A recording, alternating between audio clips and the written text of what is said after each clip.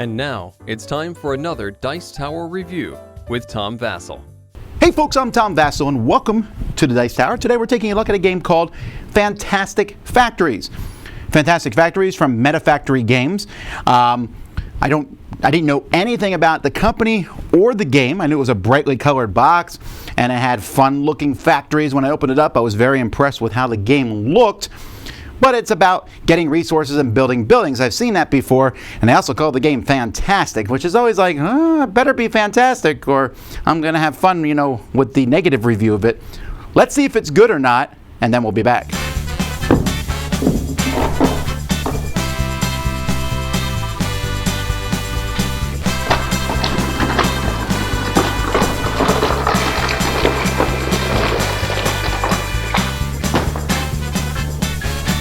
The goal of the game is to get points, and you're going to get points in two different ways: through manufacturing goods, so each good is going to be worth a point at the end of the game, and by building different buildings. Buildings are going to be worth a certain amount of points. When someone builds 10 buildings, no matter how many points, or collects 12 total goods, after that round there's one more round, and then after that round, whoever has the most points is the winner. Each player is going to start with a headquarters, 4 dice of their color, and the two main resources of the game, energy and metal here. So you're going to have 2 energy and 1 metal. Each round of the game is played the same way. In turn order, players are going to draft the card from the middle. You can pick from the top row of contractors or from the bottom row of blueprint cards. Now, when you pick these, if you don't like the cards that are out there, you can always pay 1 resource of your choice, wipe the cards, put 4 new cards, and pick one. If you do take one, it's then going to be replaced. To take a contractor, you're going to need to discard a card from your hand that matches the symbol above it. So if this was my hand here, I might discard, for example, the temp agency here, which shows a blue hammer on it, to take the investor here. When you take these cards, they're going to give you some sort of special ability. For example, this says draw and reveal a blueprint card, and I'd get metal and energy equal to the cost of the card. So 1 metal and 3 energy. I can also take a blueprint card. I don't need to worry about that. I just pick any blueprint card that I want. Some of the contractor cards, when you take them, will also have a certain energy cost. So the engineer, which is pretty awesome because you draw and reveal a blueprint card and build it for free immediately, but it's going to cost you 4 energy. So it's not quite free. Once this is done, after everyone's drafted a card, then everybody simultaneously is going to take their main part of the turn. Now in this phase, players are going to first roll their dice. So I'm going to roll my dice here. I got a 1, 3, 5, and a 6. And then they're going to take whatever amount of time they want to build cards from their hand, to place dice on these cards and activate them. And you can do this stuff in any order you want. So I might look at my hand here and say, ooh, a robot. A robot's a pretty neat thing. It's going to cost me 1 metal, 1 energy, and I need to discard a card with the same symbol.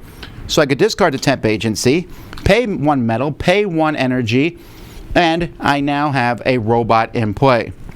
Sometimes a card that you play might give you some new place to put dice.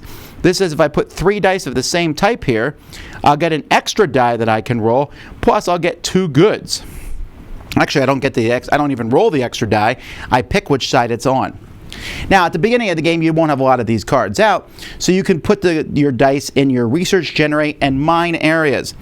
In the research, you can put any die you want, and it simply lets you draw a blueprint card off the top of the deck in your hand. In generate, you can put 1s, 2s, and 3s, and that's the amount of energy that you get. In a mine, you can put 4, 5s, or 6s, and each one that you put gives you 1 metal only. Now, if you put 2 dice of the same number, you'll get an extra bonus. So putting 2 5s here would give me 1 metal, 2 metal, and then an extra one for 3 metal. If you have 3 dice of the same type in here, you'll get 2 extra. So here I would get 1, 2, 3, 4, 5 metal. And this works no matter what. Up here, this would give me 5 cards. And down here, if I have 3 3s, that would give me 9 plus 3, 12 energy. So let's take a sample turn here. These are the cards that I'll say I have in front of me. Here I have a robot that says if I pay a metal, I can roll an extra die this turn. Great. So I have 5 dice that I'll roll. I'm going to roll these dice. I roll 2 1s, a 2, a 3, and a 6. Well, here it says if I put a 6, I get a good and I get an energy. So that seems like a good way to start off. And I might say, okay, well, I want to play this card. So to do that, I'll need to discard another card with the same symbol, and I need to pay 2 metal and 1 energy. So for example, let's say I do that. I build this card. I pay the 2 metal and 1 energy. And then once per turn, I can use this card. It says I can spend 4 energy to get another good. I happen to have that 4 energy, so I'll spend it. And then I'll put the good on the card to show that I've used it this round so that I can't do that twice. I can't use the obelisk here. It's worth 2 points, but the benefit is you can build more than one of these. Most of the time you can only build one of each building, but there's different monuments which are just basically points over the course of the game. This also, the solar array, I forgot, it says get 2 energy after I build a card. So after I built this card, I would have got 2 energy for having built it. Alrighty, let's see what else I have. Here I can put a die and get energy equal to the number. That's no different than generate because I only have 1s, 2s, and 3s. Here, if I put 2 dice of the same type, which I'll do, I get a good, and I can then take 2 metal, 2 cards, or 3 energy. I think I'll take the 2 metal. Over here, I can put a 1, 2, or 3 to get a metal, or a 4, 5, or 6 to get 2. And so, you know what? That is what I'm going to do. I'm going to take 1 metal, and then I'm going to take this 2 and put it here and get 2 energy. And that's how a turn goes. Once everyone's done, you'll go to the next round. And again, you'll keep going till someone has built 10 cards or collected 12 goods. There's then one more round, and then you add up points, and somebody wins. The game comes with a nice plastic tray to keep all the components in, and it has a rule book which is really, really clear. A very well-written rule book with a whole section on solo rules, and then an appendix which explains how the different buildings and contractors work. And there's even a thing with common mistakes and tips and strategies. I really do like that.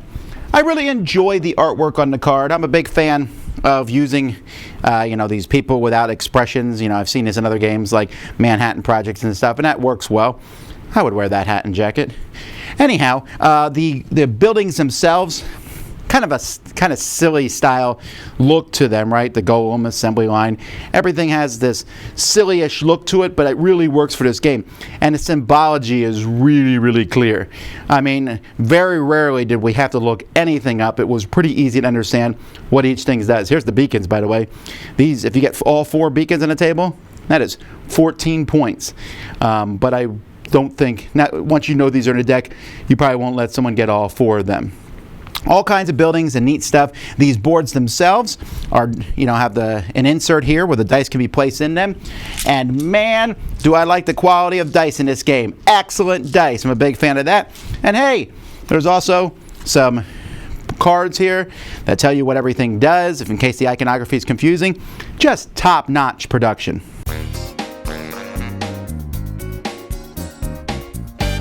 Huzzah! It is an excellent game. I really like Fantastic Factories. It is a game that is an engine builder, but what I really enjoy about the game is how on your turn you are sitting there going, all right, I roll this die, use this die to build this card, then after I build this card I can put another die on that card, then use that to get the resources to build this card, and it gets even more fun as each turn goes by.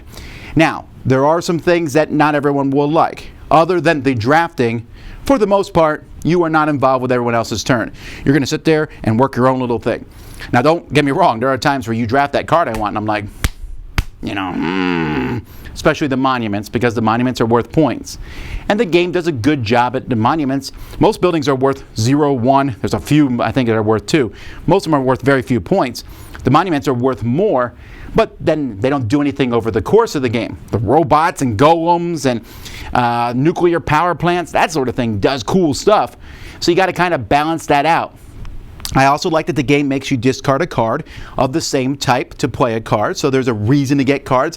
And just, yes, some rolls are better than others, maybe. And if you really want metal and you roll all 1s, 2s, and 3s, but then you can hopefully find cards and do things to counteract that. I really thought that this game is one of those games that it kind of ramps up as the game goes by. So then that final turn, I'm like, oh wow, I'm rolling 6 dice this time, and I can do this and this and this, and I can do this, and I can spend another die, and I put that here, and this gives me these, and now I can build this building. And if you like that action upon action upon action, you'll enjoy this. Now, like I said, there is a bit of a solitaire mode thing here. And so if you have someone who you're like, I don't know if I suspect this guy of cheating or not, yeah, then maybe it's possible you should not play the game with that person because you're not going to be really watching anyone. The rules say you can play one person at a time. That really disrupts the flow of this game. This game is meant to be go, draft. Now, what are we going to build? There's a few lucky architect cards out there, but you don't have to take them. There's one that lets you kind of keep rolling and try to get more and more resources. I never succeed on that one. But overall, I was really happy with this. In fact, it's one of those games I like so much. I'm like, ooh, I wonder if they'll add more blueprint cards to it. It's something neat to add more stuff to. But as is, in the box, solid game. Goes up to 5 players. Like I said, haven't tried the solitaire mode, but I think other than that, it scales really well. Nice back and forth 2-player game. With more players, doesn't matter because you're mostly playing simultaneous. You know, it's very rare these days for a new company to hit one out of the ballpark with their first game. In this case, it happened. Highly recommend it. One of the best games I played in the past few weeks. Fantastic factories. Dice Tower Judgment, excellent!